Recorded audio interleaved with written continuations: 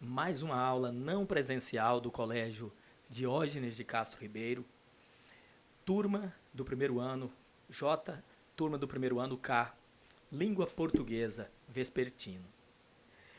E na aula de hoje nós vamos retomar literatura. Sim, você vai trabalhar aí no seu caderno de literatura, especificamente na página 63 do nosso livro.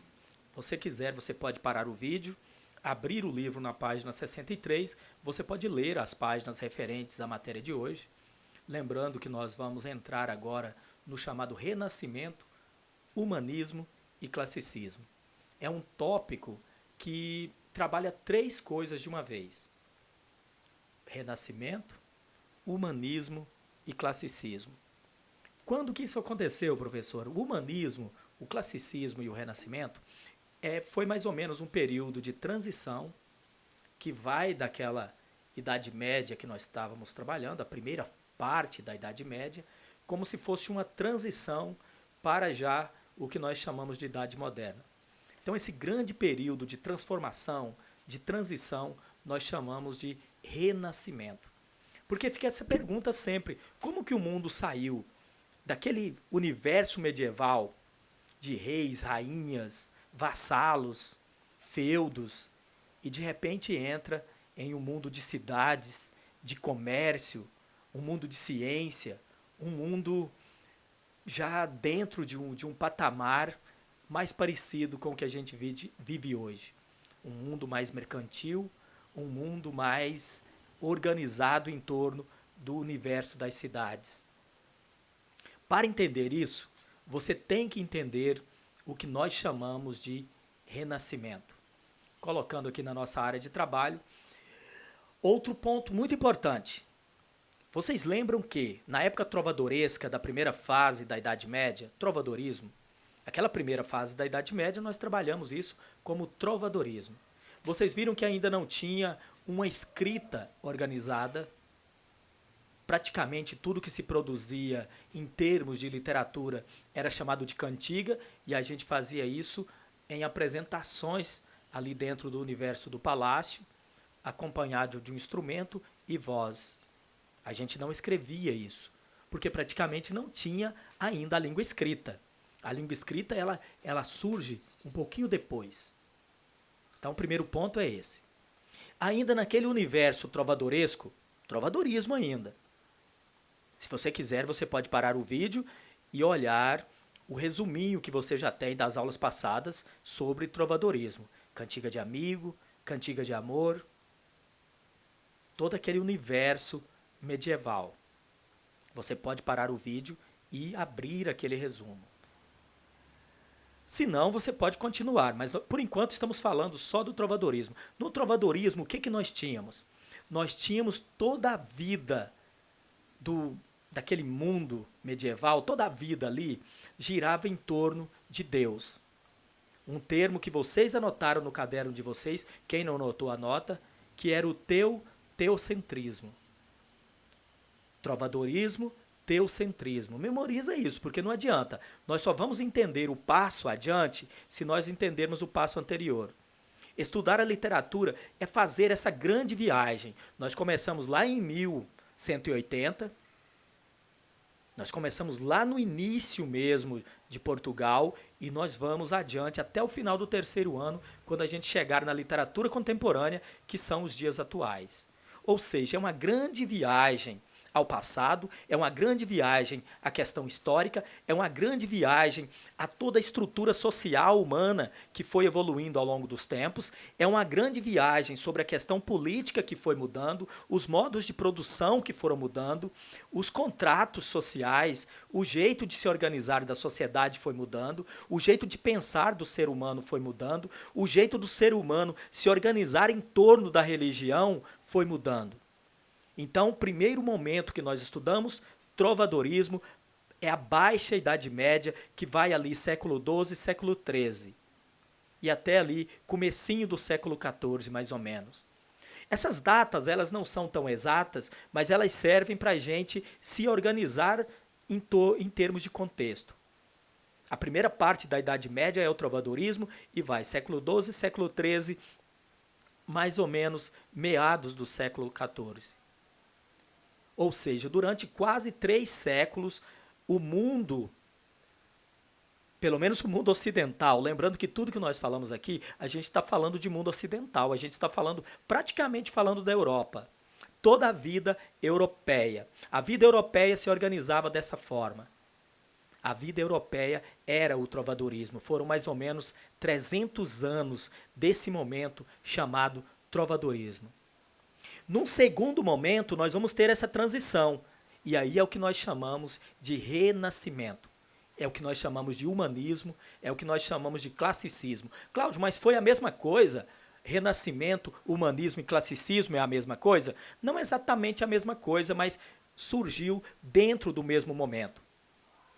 Nessa transição, por exemplo, nós vamos ter um leve afastamento do ser humano da questão religiosa, e esse ser humano vai começar a se organizar em torno de si mesmo, em torno da ciência. Eu até anotei aqui, ó, é um momento muito cultural, é um momento muito científico, é um momento racional e é um momento um pouco laico.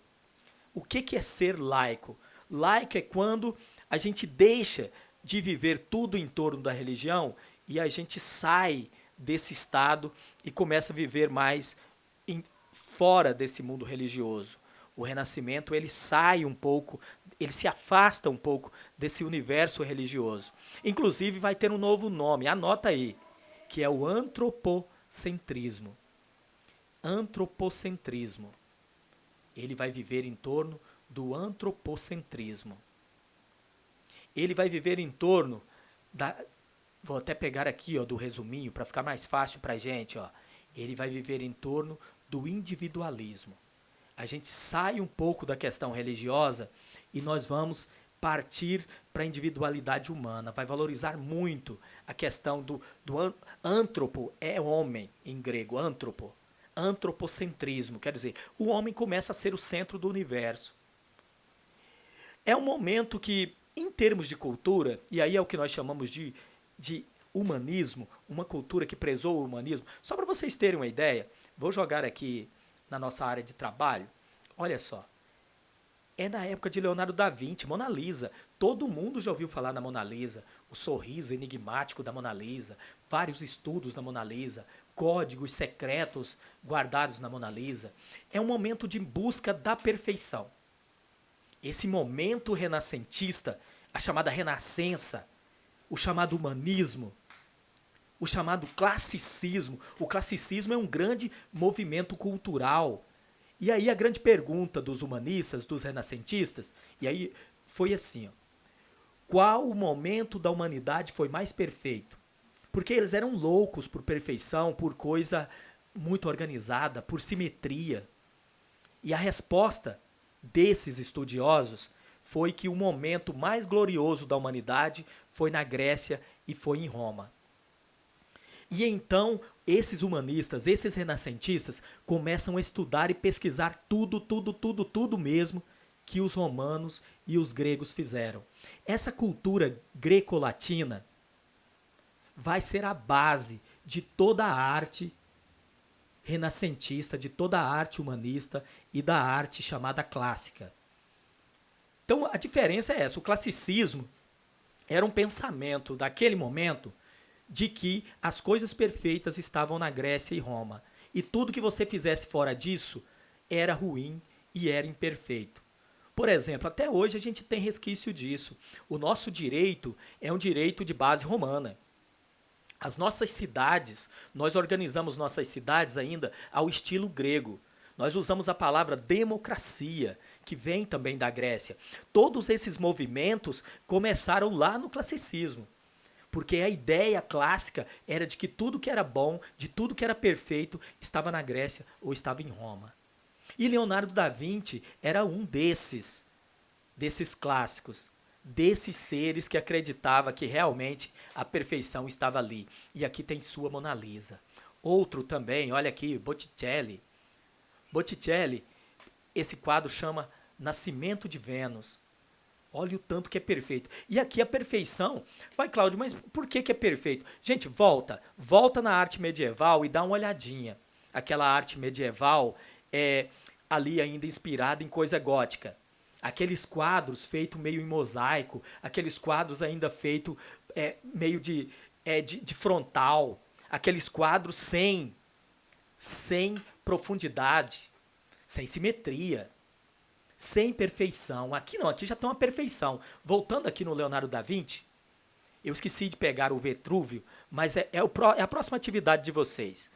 Na atividade de vocês, vocês vão ver um quadro do Leonardo da Vinci que chama O Homem de Vitrúvio. O Homem de Vitrúvio, ele é tão perfeito, que é quase ele é uma obra matemática. Ali dá as bases de tudo que você precisa para ser um grande pintor. Todas as bases de simetria, mas não é uma simetria qualquer. É uma proporção praticamente matemática. Nós vamos analisar isso depois na atividade relacionada ao Vitrúvio. Leonardo da Vinci era tão louco por perfeição, que o primeiro tratado de anatomia, na verdade, não foi feito por um médico, foi feito por Leonardo da Vinci. A medicina aproveitou depois esse trabalho. Mas quem fez realmente o estudo primeiro, Cláudio, mas para quê? Para que ele fez esse estudo de proporção do corpo humano? Para desenhar um corpo humano nos seus mínimos detalhes. Ele estudou a musculatura do corpo humano, ele estudou a proporção do que fazia um corpo ser bonito, e por isso que tem o Homem de Vitrúvio. O Homem de Vitrúvio, teoricamente, eram as medidas para uma pessoa ser considerada perfeita. E é uma teoria tão bem estudada, que aquele pessoal que trabalha com estilo de pessoa, que trabalha com moda, o famoso personal styler, aquele pessoal que trabalha com consultoria para celebridades, que trabalha com o pessoal que vai fazer cirurgias plásticas, etc.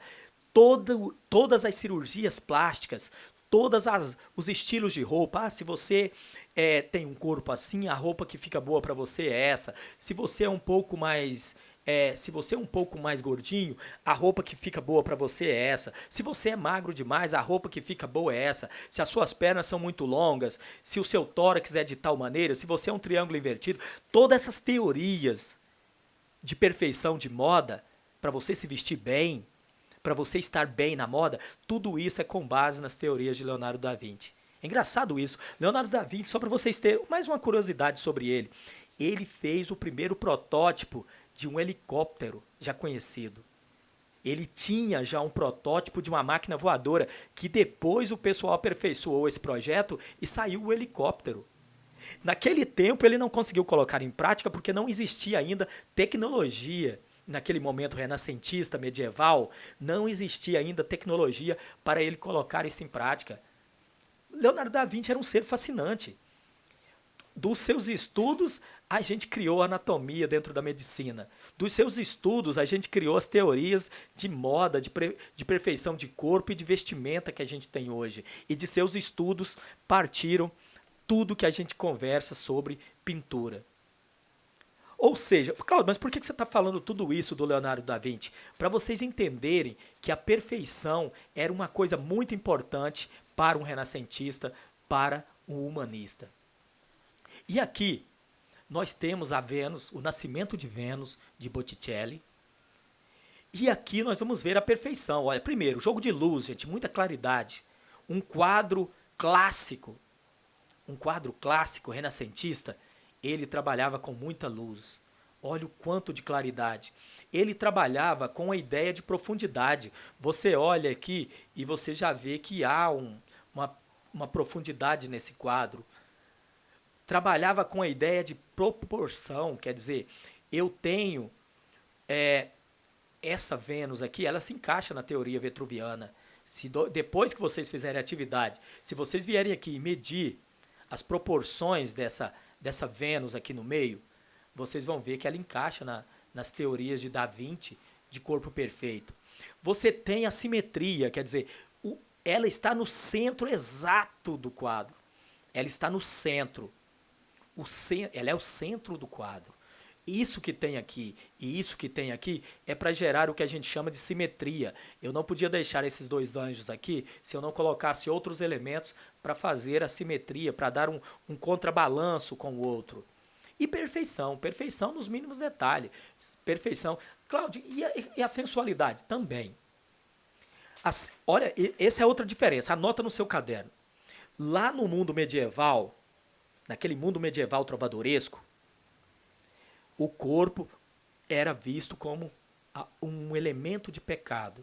O corpo era um objeto de pecado. A gente tinha que ter muito cuidado com o corpo, porque ele era um objeto pecaminoso. O corpo não era confiável. O corpo deveria ser vigiado o tempo todo. O espírito que era importante, porque tudo girava em torno de Deus. Aqui não. Aqui, como ser humano agora é o centro de tudo, o corpo começa a ser um objeto de culto. Olha, cultuar o corpo.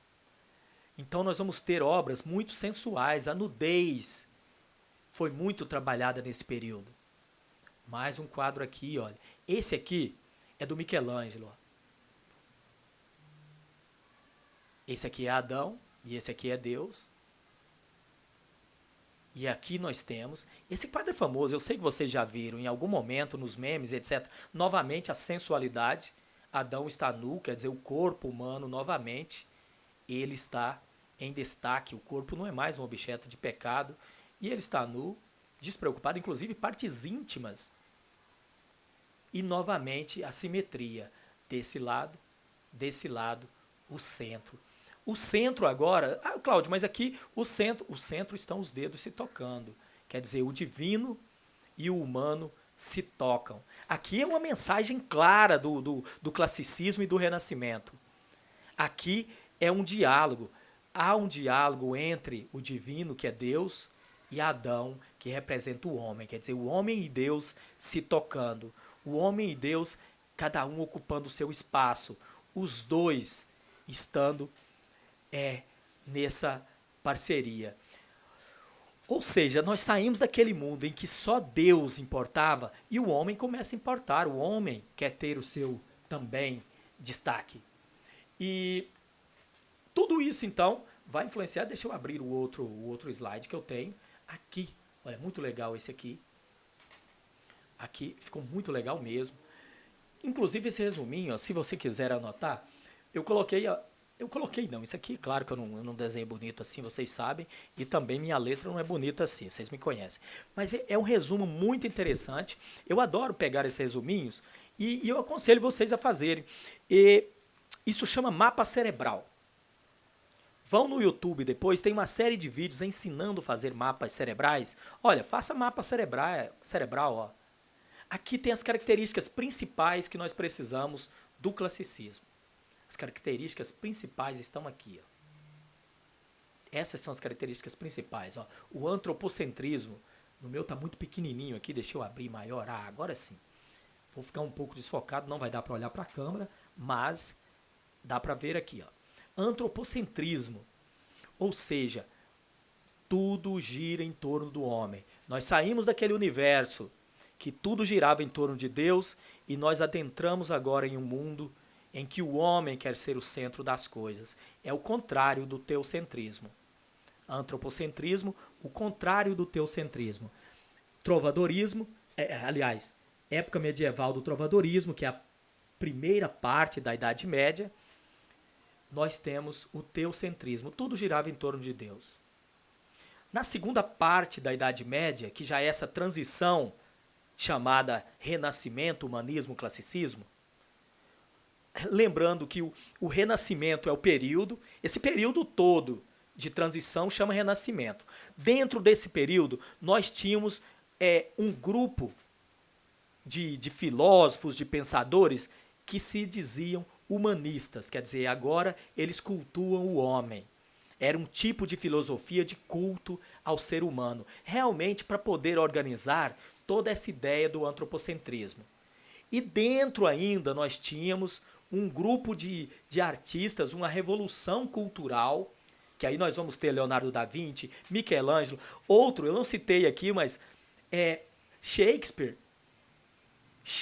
né, com Romeu e Julieta e tudo mais, todo mundo aqui conhece, também fazia parte desse momento renascentista. Em Portugal, nós temos o Gil Vicente com o Teatro Vicentino, é o que está na página 63 de vocês.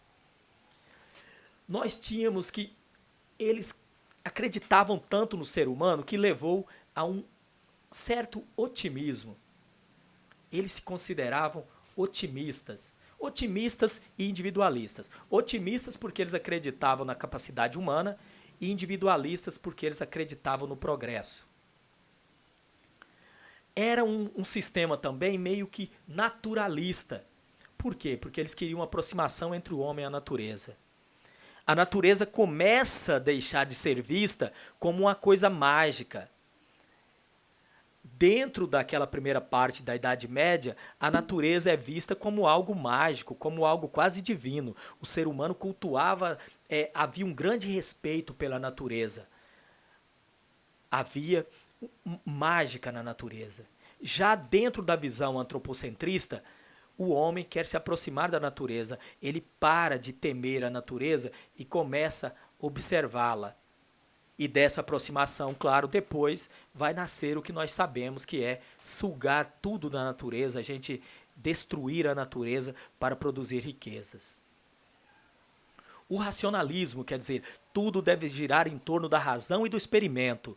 Eu preciso entender as coisas, mas para entendê-las, eu preciso ter coragem de experimentar. Para entender a natureza, eu preciso ter coragem de experimentar. Eu preciso ter coragem de observar o que está acontecendo e, através da minha razão, ser capaz de experimentar.